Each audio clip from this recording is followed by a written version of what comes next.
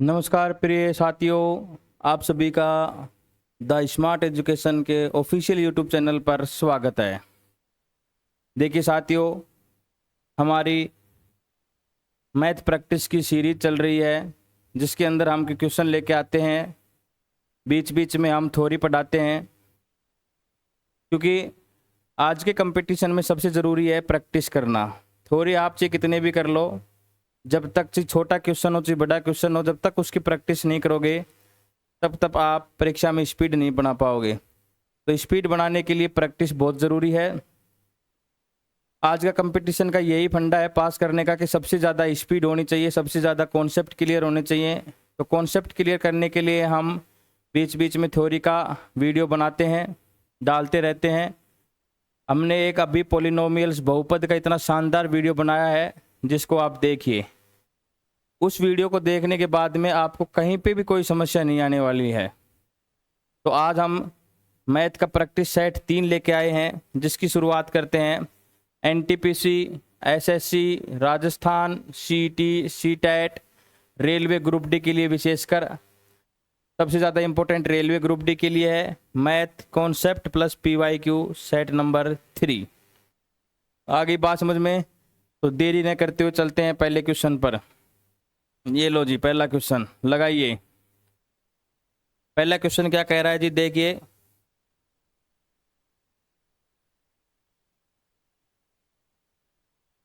पहला क्वेश्चन, यदि किसी संख्या का 25% 60 है, यदि किसी संख्या का 25% 60 है तो उस संख्या का 40% कितना होगा। देखो, इसको करने के 2 मेथड हैं। कितने मेथड हैं? 2। सबसे पहले हम पहला मेथड डिस्कस करते हैं। देखो, 25% 60 है, इसके बराबर है 60 के।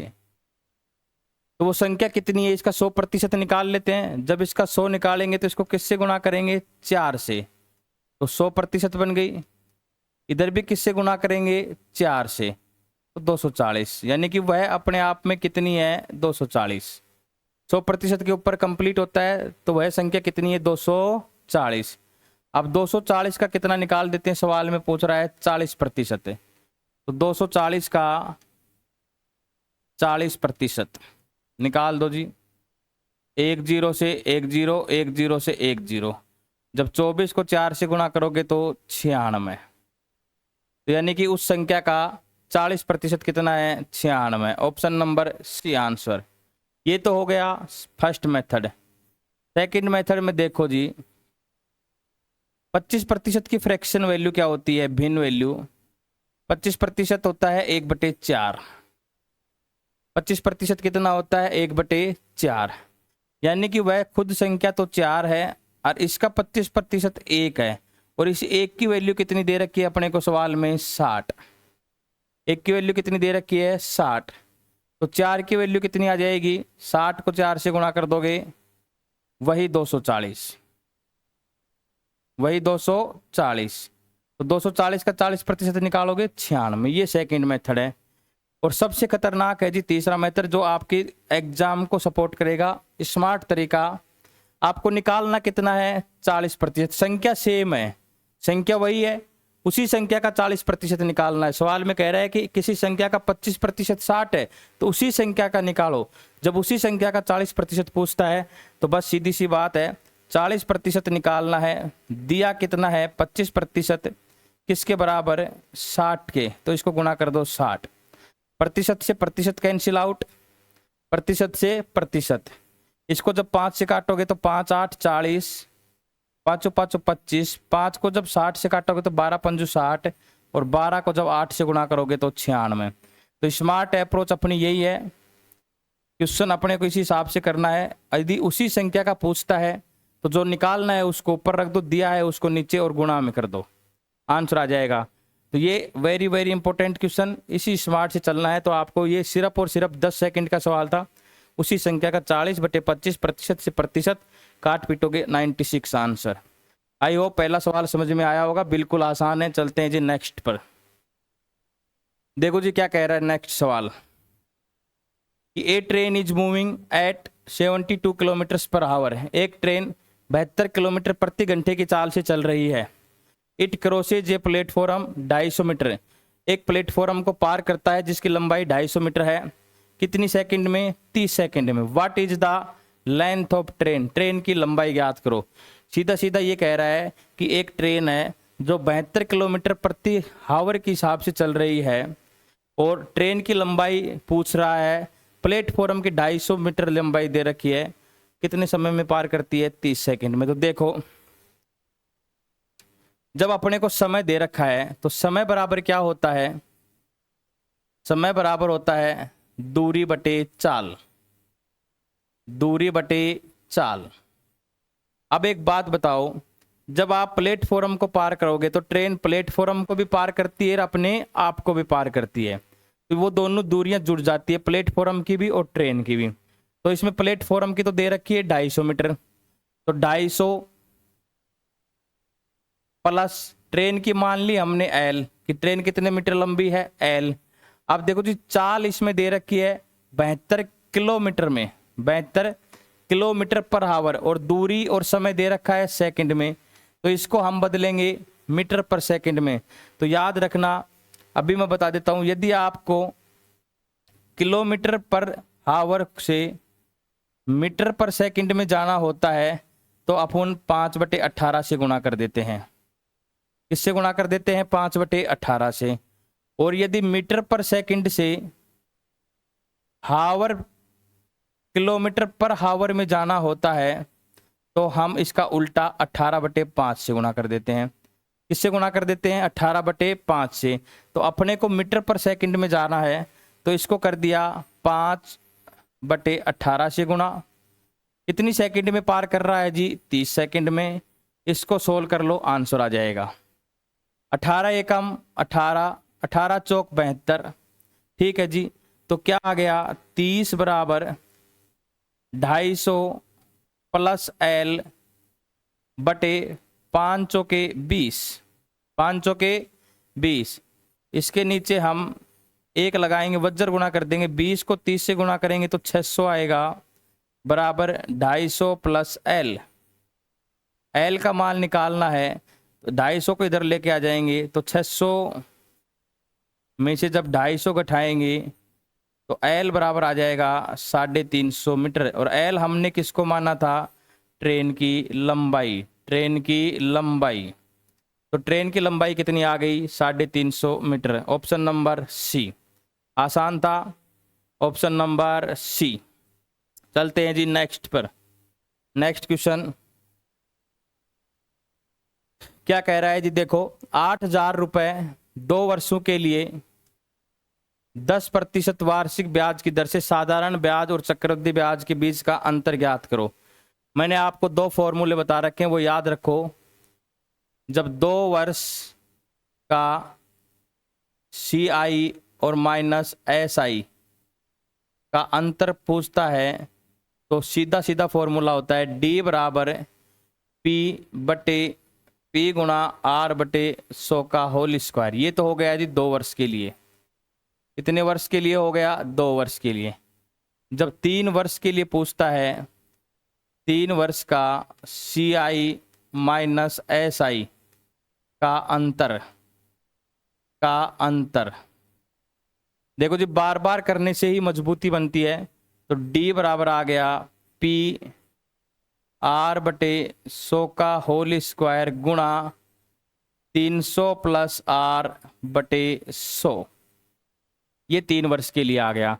अभी अपनी बात यहाँ पे कितने वर्ष के लिए हो रही है जी? 2 वर्ष के लिए। कितने वर्ष के लिए हो रही है? 2 वर्ष के लिए। तो 2 वर्ष का अंतर पूछ रहा है तो D निकाल देंगे सीधा। P कितना दे रखा है? 8,000 रुपए, तो 8,000 गुणा R कितना दे रखा है? 10/100 का होल स्क्वायर। तो आ गया जी 8,000 गुणा 10 गुणा 10/100 गुणा 100। 2 जीरो से 2 जीरो, 2 जीरो से 2 जीरो, कितने रुपए आ गया जी? 80 रुपया। तो 2 वर्ष का CI और SI का अंतर कितना है जी? 80। Option number C. Option number C. तो दोनों फॉर्मूले याद रखो, काम आएंगे जब 3 वर्ष का अंतर और 2 वर्ष का अंतर पूछता है। तो आई होप समझ में आ गया होगा। चलते जी नेक्स्ट सवाल पर। नेक्स्ट देखो जी क्या कह रहा था। नेक्स्ट सवाल देखो जी क्या कह रहा है। यदि x प्लस 1/x बराबर 5 तो x square plus 1/x square का मान क्या होगा। देखो जी यहाँ पे सीधा सीधा याद रखो आप। यदि x प्लस 1/x बराबर a दे रखा है, x प्लस 1/x बराबर a दे रखा है, तो एक्स स्क्वायर बटे 1/x स्क्वायर का मान हो जाएगा a square minus 2। X square plus 1/x square का मान हो जाएगा a स्क्वायर माइनस 2। ये निकलता कैसे है, बिल्कुल आसान है। जब दोनों साइडों में वर्क कर देंगे तो देखो समझा देते हैं। चलो x प्लस 1/x स्क्वायर ज्ञात करना है तो इधर भी स्क्वायर कर दिया, दोनों पक्षों में स्क्वायर कर दिया। a प्लस बी का होल स्क्वायर का फॉर्मूला लगाया, x square plus 1/x square plus 2x गुणा 1/x बराबर a स्क्वायर। x से x कट गया, अपने को ज्ञात करना था x square plus 1/x square, तो ये 2 उधर चला जाएगा a स्क्वायर माइनस 2। आ गई बात समझ में। तो ये फॉर्मूला ऐसे निकलता है, इम्पोर्टेंट है। तो बोलो a स्क्वायर यहाँ पे कितना दे दिया, a का मान कितना दे दिया 5, a का मान कितना दे दिया 5, सीधा सा 5 का स्क्वायर माइनस 2, तो 5 का स्क्वायर 25 माइनस 2 बराबर कितना आ गया 23। ऑप्शन नंबर बी कितना आ गया 23। सीधा सा याद रखो, अच्छा क्वेश्चन है, आपको याद रखना। बहुत बार परीक्षा में आता है, इतनी बार आता है जिसकी कोई हद नहीं, बस सिर्फ संख्या ही चेंज करता है। इंपॉर्टेंट, आई होप आ गया होगा समझ में। चलते हैं जी नेक्स्ट सवाल पर। लगाइए, दो संख्याओं का HCF 18, LCM 540। यदि एक संख्या 90 है तो दूसरी संख्या क्या होगी। यदि एक संख्या 90 है तो दूसरी संख्या क्या होगी। बिल्कुल आसान है। इसके लिए जब आपको किन्हीं दो संख्याओं का LCM और HCF दे रखा होता है तो एक फॉर्मूला चलता है, पहली संख्या गुणा दूसरी संख्या बराबर LCM गुणा HCF। LCM गुणा HCF याद रखना है, याद रखना है। तो मान रखते हैं जी, एक संख्या 90 तो 90, दूसरी संख्या को मान लिया x है, दूसरी संख्या क्या है जी x बराबर LCM कितना है जी 540, HCF कितना है जी 18। x का मान ज्ञात करना है तो x बराबर 540 गुणा 18 बटे 90, काटना ही तो है, 1 0 से 1 0, 9 दूनी 18, 54 दूनी 108। ऑप्शन नंबर सी 54 दूनी 108, option number C answer, option number C. I hope समझ में आया होगा। बिल्कुल इंपॉर्टेंट, जितने भी ये सूत्र मैं आपको याद करवा रहा हूँ ये आपको लग रहा है आसान सवाल है, आसान नहीं है। ये आसान सिर्फ इसलिए लिए गए हैं कि इनके सभी के सूत्र बने हुए हैं। सभी के क्या बने हुए हैं सूत्र, तो सूत्रों का ही रिवाइज करवा रहे हैं हम। आगे बात समझते, ऑप्शन नंबर सी। चलते हैं जी नेक्स्ट सवाल पर। करो जी, 40 किग्रा तथा 60 किग्रा प्रति किग्रा वाले चावल को किस अनुपात में मिलाया जाए ताकि मिश्रण का मूल्य 48 किग्रा प्रति हो जाए। तो इसको मिश्रण से लगा सकते हैं। दो प्रकार के चावल खरीदे, एक है 40 रुपए प्रति किलो के, एक है 60 रुपए प्रति किलो के। इसको किस अनुपात में मिलाया जाए कि पूरे का 48 प्रति किग्रा हो जाए। ठीक है जी, तो इसको एलिगेशन से कर देते हैं। देखो, एक 40 रुपए के हैं, एक 60 रुपए, दोनों का भाव 48 होना चाहिए, खत्म, आंसर आ जाएगा। घटा दो जी, 60 में से 48 गया 12, 48 में से 40 गया 8, आंसर आ गया। 4 से काटोगे तो 4 दूनी 8, 4 तिये 12, 3:2 के अनुपात में मिलाओ। ऑप्शन नंबर बी 3:2 के अनुपात में। आई होप समझ में आ गया। किस अनुपात में मिलाना है, 3:2, यानी कि 3 किलो 40 किग्रा वाली लो, 2 किलो 60 किलो वाली लो, जितना भी लो उसको 3:2 के अनुपात में मिलाइए। आई होप बिल्कुल आसान है, आ गया होगा समझ में। चलते हैं जी नेक्स्ट क्वेश्चन पर। चलते हैं जी नेक्स्ट क्वेश्चन पर।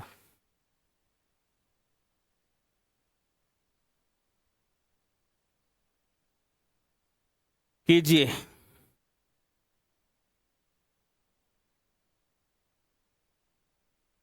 ये लो जी, एक आयत की लंबाई उसकी चौड़ाई से 8 सेंटीमीटर अधिक है। एक आयत की लंबाई उसकी चौड़ाई से 8 सेंटीमीटर अधिक है। यदि उसका परिमाप 56 सेंटीमीटर हो तो आयत का क्षेत्रफल कितना होगा? आयत का क्षेत्रफल कितना होगा? बिल्कुल आसान है, कोई दिक्कत नहीं होनी चाहिए। आयत की लंबाई उसकी चौड़ाई से, आयत की लंबाई उसकी चौड़ाई से, तो देखो लंबाई है एल है, जो उसकी चौड़ाई बी से 8 अधिक है। लंबाई चौड़ाई से कितनी अधिक है? 8। ठीक है जी। तो यहां से देखो, जब चौड़ाई को इधर लेके आएंगे तो एल माइनस बी बराबर कितनी आ गई? 8। और आप जानते हो परिमाप का सूत्र क्या होता है? आयत का परिमाप होता है 2 लंबाई प्लस चौड़ाई। इसका मान कितना दिया है उसने? 56 सेंटीमीटर। कितना दिया जी? 56। यदि यहाँ से हम एल प्लस बी निकालना चाहें, एल प्लस बी, तो 56 में किसका भाग लगा देंगे? 2 का, तो 28 आएगा। तो एक समीकरण ये हो गया, एक समीकरण ये हो गया। जब इन दोनों को जोड़ेंगे, चलो इसके नीचे लिख लेते हैं एल माइनस बी बराबर 8। जब दोनों को जोड़ते हैं तो बी से बी कट जाएगा, इधर हो जाएगा 2l। क्या हो जाएगा जी? 2l। इधर जोड़ेंगे तो 36। कितना हो गया जी? 36। 28 और 8, तो l का मान कितना आ गया जी? 36/2, यानी कि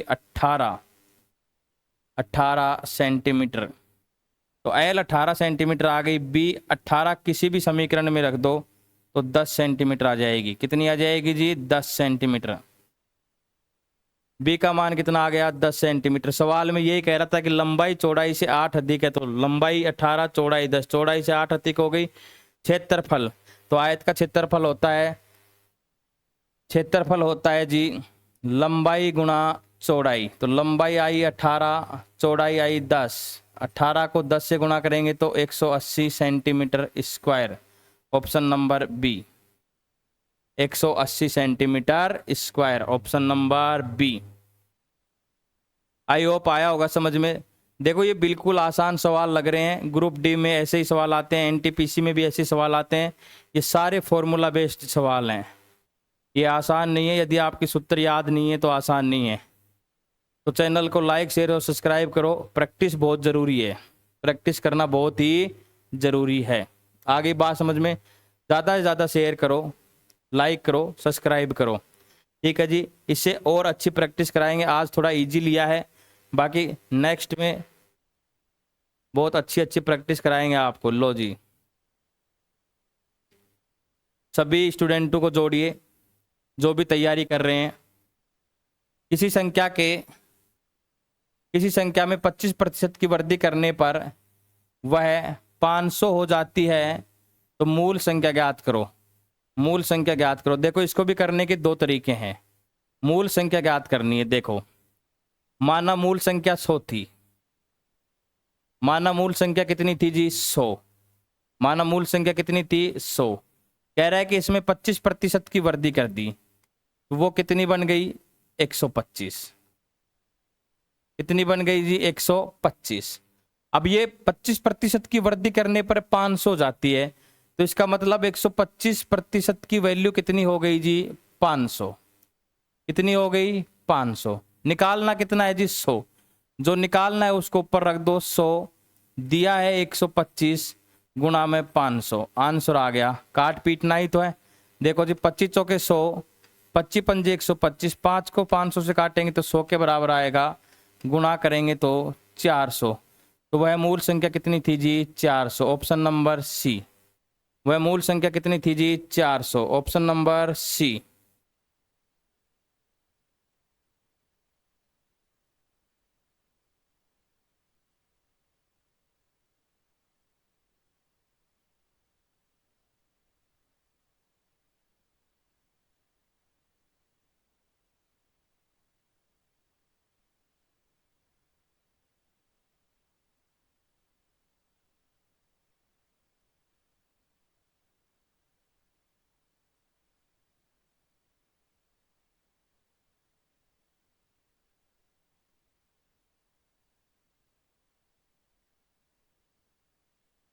हेलो, आ गया जी समझ में?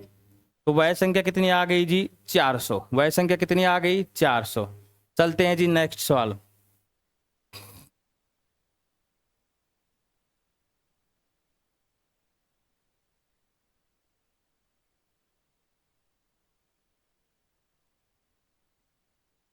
ए और बी क्रम से 24,000 और 36,000 रुपए निवेश किया।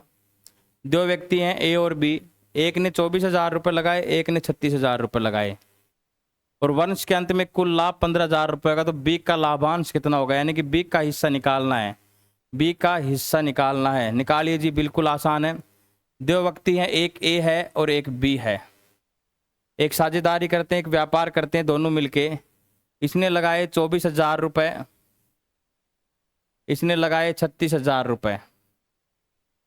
तो वर्ष के अंत में लाभ हुआ 15,000 का। तो 3 जीरो से 3 जीरो कट गई, 12 तिया 36, 12 दूनी 24। रेशियो के हिसाब से लाभ कितना आ रहा है वर्ष के अंत में दोनों का मिलके? 5 रुपया। क्योंकि जो आदमी इन्वेस्ट करता है यदि उनको मंथ से गुणा कर देते हैं तो जो रेशियो बन के आता है वो लाभांश का बन के आता है। किसका बन के आता है? लाभांश का। ठीक है जी। अब कह रहा है कि बी का हिस्सा ज्ञात करो। तो बी को कितना मिल रहा है? 3। टोटल कितना है? 5 गुणा 15,000। जब इसको काटोगे तो 3,000, 3 तिया 9। ऑप्शन नंबर बी, 3 तिया 9,000 रुपए। कितने आंसर आ गए? बी को कितना हिस्सा मिलेगा? 9,000 रुपए। बाकी ऐसे सवालों पर आपको कलम चलाने की भी जरूरत नहीं पड़नी चाहिए। 3 से 3 काटो, 3:2 करो, 5 के बराबर 3, तो 1 के बराबर 1000, 5,000 आ जाएगा। 3,000 गुणा कर दो 9,000 रुपए। यहीं पे खत्म करो ऐसे सवालों को, तो आंसर आ गया बी। आ गई बात समझ में? चलते हैं जी नेक्स्ट सवाल पर। लगाइए, किसी त्रिभुज के तीनों कोणों का अनुपात 2:3:4 है। किसी त्रिभुज के तीनों कोणों का अनुपात, किसी त्रिभुज के 3 कोणों का अनुपात 2:3:4 है। सबसे बड़ा कोण ज्ञात कीजिए। किसी त्रिभुज के तीनों कोणों का अनुपात 2:3:4 है। सबसे बड़ा कोण ज्ञात कीजिए। देखो, अब यहाँ पे सिर्फ इतना सा ही कॉन्सेप्ट है। आपको पता है त्रिभुज के तीनों अंतः कोणों का योग, तीनों अंतः कोणों का योग कितना होता है जी? 180 डिग्री। अब ये तीनों अंतः कोणों का योग 180 डिग्री अनुपात में दे रखा है 2:3:4। तो यहाँ से तीनों को जोड़ते हैं तो 4 3 7 9 के बराबर आता है। किसके बराबर आता है? 9 के। 9 के बराबर कितना है जी? 180। तो 1 के बराबर कितना आ गया? 20। 1 के बराबर कितना आ गया जी? 20। यदि आप कंपटीशन की तैयारी कर रहे हो तो ये सब चीज़ पता होना चाहिए कि 1 के बराबर 20 कैसे आएगा, अन्यथा आप थ्योरी का पार्ट्स पढ़िए। फिर 1 के बराबर कितना आ गया जी? 20। ठीक है जी। अब देखो, सबसे बड़ा कौन पूछ रहा है, तो 2 3 4 में सबसे बड़ा कौन सा है? 4। तो 20 को किससे गुणा कर दो? 4 से, 80। सबसे छोटा पूछता तो 2, तो 20 को किससे गुणा कर दो? 2 से, 40। बीच का पूछता 3, तो 3 को 20 से गुणा कर दो, 60। सबसे छोटे और सबसे बड़े का अंतर पूछता तो 4 और 2, 2 का अंतर, तो 2 गुणा 20, 40। कैसे भी पूछ सकता है। छोटे और बड़े योग का पूछता तो 4 और 2 6, 6 को 20 से गुणा कर दो, 120। कितने भी सवाल कैसे भी बना सकता है। इस सवाल का आंसर आएगा सबसे बड़ा कोण सी, 80 डिग्री का। सबसे बड़ा कोण कितना हो जाएगा जी? 80 डिग्री। आई होप यहां तक समझ में आया होगा। चलते हैं जी नेक्स्ट सवाल पर।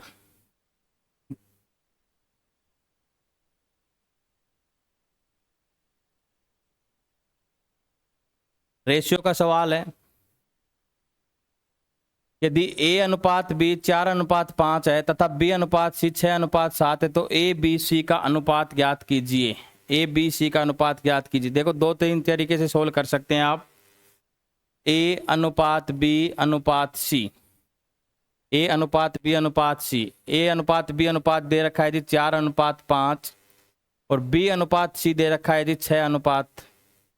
एक तरीका तो ये है कि आप ऐसे गुणा कर दो, 6 को 4 से गुणा करोगे 24, 6 को 5 से गुणा करोगे 30, 5 को 3 से गुणा करो 35, तो 24:30:35, ऑप्शन नंबर ए आंसर। दूसरा तरीका ऐसे है जी, A/B/C, 4/5, 6/7। इसकी जगह खाली है, इसके सामने वाली संख्या भर दो 5, इधर ये खाली है, इसके सामने वाला नंबर भर दो 6। बस 6 को 4 से गुणा करोगे 24, 6 को 5 से गुणा करोगे 30, 7 को 5 से गुणा करोगे 35, 24:30:35, ऑप्शन नंबर ए एकदम करेक्ट। यहाँ तक की बात समझ में आई होगी, आई होप यहाँ तक समझ में आया होगा सभी बच्चों को। तो चैनल को लाइक शेयर सब्सक्राइब अवश्य करें, चैनल को लाइक शेयर सब्सक्राइब अवश्य करें। चलते हैं जी नेक्स्ट।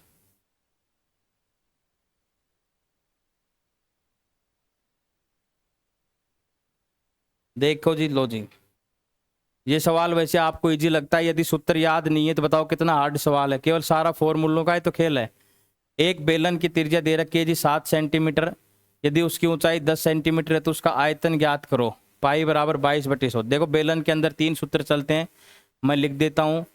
बेलन का वक्र पृष्ठीय क्षेत्रफल, वक्र पृष्ठीय क्षेत्रफल होता है 2πr/h।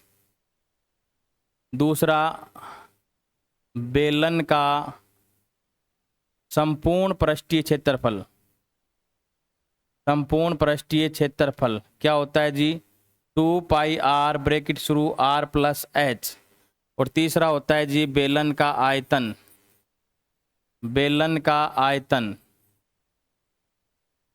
πr²h। ये तीनों सूत्र याद रखो। बेलन का वक्र पृष्ठीय क्षेत्रफल 2πr/h, बेलन का संपूर्ण पृष्ठीय क्षेत्रफल 2πr r+h और बेलन का आयतन πr²h। पाई का मान 22/7 रखना है, रखो जी मान। पाई का मान 22/7, आर का मान 7 दे रखा है तो 7 × 7, एच का मान 10 तो गुणा 10, 7 से 7 घट गया, 22 अंते 154, 154 को 10 से गुणा करेंगे तो 1540 घन सेंटीमीटर। आयतन की इकाई घन होती है तो 1540 घन सेंटीमीटर। आज तो आंसर ही ऐसी सेट हो गई कि या तो बी आ रहे हैं या सी आ रहे हैं। ऐसा मत मान लेना कि कंपटीशन में बी और सी आएंगे, ठीक है जी। तो आंसर ऑप्शन नंबर सी, 1540 घन सेंटीमीटर। आ गई बात समझ में। चलते हैं जी नेक्स्ट। देखो ये सिर्फ स्पीड बनाने के लिए ही ये टेस्ट दिया गया है कि आपको कितना आता है कितना नहीं आता है। देखो जी, वह छोटी से छोटी संख्या ज्ञात कीजिए जिसे 12, 18 और 24 से भाग देने पर प्रत्येक बार 7 शेषफल बचे। प्रत्येक बार कितना शेषफल बचे, 7 शेष बचे। तो देखो प्रिय साथियों, बिल्कुल आसान सवाल हैं। रेलवे डी ग्रुप में ऐसे ही सवाल आते हैं। एक आधा सवाल थोड़ा लॉजिक बेस आता है, बाकी ऐसे ही सवाल आते हैं। सिर्फ वहाँ पे स्पीड चेक करी जाती है कि 90 मिनट में आप 120 क्वेश्चन कर पाते हैं कि नहीं कर पाते हैं। बहुत स्पीड से करना पड़ता है। अब सूत्र उत्तर वाले सवाल, यदि सूत्र याद नहीं है, ये सवाल देखो इसका तरीका याद नहीं है, तो आप कैसे कर पाओगे। तो इसलिए कहता हूँ चैनल को लाइक शेयर सब्सक्राइब करें। आज जितने भी सवाल कराए इनमें सब में कोई ना कोई फॉर्मूला आप सीख के गए हो, चाहे कैसा भी सवाल हो, कोई ना कोई फॉर्मूला आपने अवश्य सीखा है। तो जुड़े रहिए, चैनल को लाइक शेयर सब्सक्राइब अवश्य करें। तो देखो जब भी ऐसा सवाल आ जाए, सबसे छोटी संख्या कहीं पे मिल जाए तो दी गई संख्याओं का एलसीएम निकालो। और कह रहा है कि प्रत्येक बार 7 शेषफल बचे, यानी कि उस संख्या में यदि 12 का भाग लगाएं तब भी 7 बचना चाहिए, 18 का भाग लगाए तब भी 7 बचना चाहिए और 24 का भाग लगाएं तब भी 7 बचना चाहिए। तो एलसीएम निकालना है ऐसे सवालों में किसका, 12, 18 और 24 का। अब देखो जो एलसीएम निकल के आएगा वो एलसीएम क्या होता है कि 12 से भी पूरा पूरा विभाजित होता है, 18 से भी पूरा पूरा विभाजित होता है और 24 से। यानी कि उस एलसीएम में 12, 18 और 24 का भाग लगाओगे तो हमेशा 0 शेषफल बचेगा। क्या बचेगा, 0 शेषफल। जबकि सवाल में कह रहा है कि 7 बचना चाहिए। तो जो एलसीएम आएगा, यदि इसमें अपन 7 और जोड़ देंगे तो इस सवाल का क्या निकल जाएगा, आंसर। इस सवाल का क्या निकल जाएगा, आंसर। तो देखते हैं जी, 12, 18, 24 का एलसीएम। देखो सब में एलसीएम, देखो आप कंपटीशन के समय पे है तो आपको ऐसा नहीं करना है कि 2 का भाग लगाया 3 का भाग लगाया। कंपटीशन का समय है तो आप इन तीनों संख्याओं में जिस सबसे पहले जा रहा है उसी का भाग लगा लो। 6 दूनी 12, 6 ती 18, 6 चौक 24। फिर 2 का जा रहा है तो 2 का लगा लो, 1 3 2। आप देखो नीचे 1 2 3 बच गया, तो 2-3 तरीके हैं, आप कैसे भी कर सकते हैं। या तो आप इसमें 2 का लगा लो, नहीं तो नीचे अभाज्य संख्याएं बच गई 2 और 3, तो इनको गुणा करके ले आओ। 6 दूनी 12, 12 तिया 36 और 36 दूनी 72। एलसीएम कितना निकल के आ गया? 72। आप देखो कंपटीशन के तर्ज के आधार पर बता रहा हूँ, वैसे एलसीएम में सबसे पहले 2 का भाग लगाओगे, फिर 2 का नहीं जा रहा तो 3 का, फिर 5 का, ऐसे चलता रहता है। बट एलसीएम के हिसाब से इन तीनों संख्याओं में जिसका सबसे पहले भाग जा रहा है उसी का लगा लो। तो 6 का जा रहा था 6 दूनी 12, 6 ती 18, 6 चौक 24। फिर 2 का जा रहा था 3 में नहीं जा रहा था, 2 एकम 2, 3 को ऐसे कैसे और 2 सबसे बड़ा। अब बाकी देखो 3 में 3 का जाएगा, 2 में 2 का जाएगा, 3 को ऐसे कैसे रख लिया। 6 दूनी 12, 12 तिया 36 और 36 दूनी 72। अब ये जो 72 संख्या आई, ये ऐसी संख्या आ गई जिसमें 12 का भाग लगाओगे जब भी 0 शेषफल, 18 का भाग लगाओगे जब भी 0 शेषफल, और 24 का भाग लगाओगे जब भी 0 शेषफल, लेकिन शेष बचना चाहिए 7। तो 72 में कितना जोड़ देंगे? 7। तो आंसर आ गया 79। तो इस सवाल का आंसर भी सी, 79। देखो पता नहीं ये मैंने आंसर सेट नहीं किए, ये ऑटोमेटिक ही सेट हो गए। जब मैं टाइप कर रहा था तो किसी को कहाँ लिख रहा था, किसी को कहाँ लिख रहा था, तो वो ऑटोमेटिक हो गए। तो answer 79, option number C, option number C. तो आज का ये मॉडल यहीं ख़त्म होता है। 13 क्वेश्चन थे, पेपर नंबर 3। ठीक है जी।